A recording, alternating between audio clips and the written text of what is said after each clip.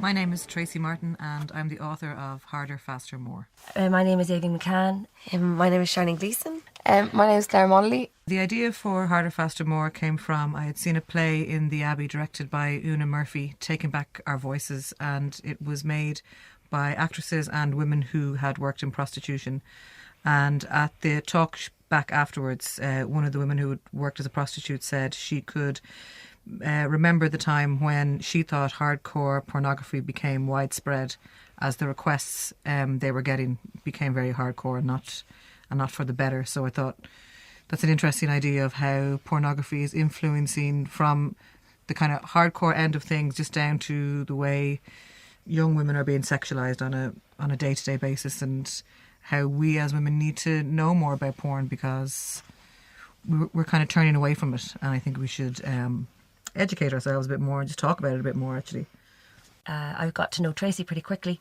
Thanks to Maria Schwapp, who was living in London at the time. She alerted me to an audition Tracy was holding for Wrapped.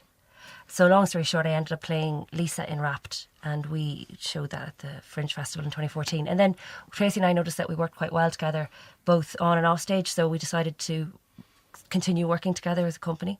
Tracy was already Red Red Productions, but I just came on board, and we've made quite a few projects together at this point. Harder, Faster, More was a kind of a year in the making. I wanted to try and work a different way as opposed to just looking at a script. I wanted us as a company to look at a topic for a year and to see what will come out of that. And the topic we picked was pornography. So we made a few other kind of smaller drafts of it, different kind of sketches of it, that we put on for the Theatre Club's Theatre Machine Turns You On festival and for the Collaborations Festival in Smock Alley. We did these things called porn lunches where we got together groups of women and then we got together groups of men and we just talked about porn, and that lent a lot into the writing of it. So the porn lunches, we did two main ones. We wanted to kind of separate men from women because we thought it'd be easier for people to talk that way, and we held them in the Fringe Lab in their rehearsal spaces. And the first one, I think we must have had about 15 women. And we wanted women mainly who worked in performance, just because we wanted to kind of keep that, just kind of keep that emphasis on it. It was interesting the different levels that people had knowledge of pornography. Some people watched a lot. Some people weren't watching any of it at all. During a porn lunch with the women, one of the actors in the room, she talked about how it occurred to her one day how she had been asked to unbutton her blouse a number of times for auditions. So her casting bracket would be 20s, she'd be, or even younger.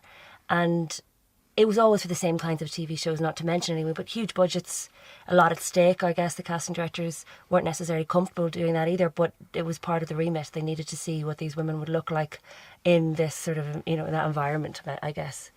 And it kind of occurred to us that as Tracy mentions, when you're an actor, you're putting yourself on the line a lot of the time because you're revealing a huge amount about yourself physically and emotionally, but also just something as basic as you go into a casting and they ask you, sometimes against the rules, they ask you what age you are, they ask you what bra size you are, what clothes size are, your shoe size, your colour of your hair, your eyes, and all those things are very obvious. They can be quite invasive, especially if you're really skinny or you're really big, and you have to ask yourself where you draw the line. But it's supposed to be the deal we sort of make with the industry.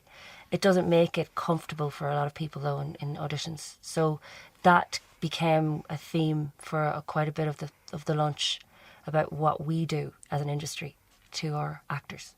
I suppose I actually experienced, I lived in Los Angeles for a year and a half.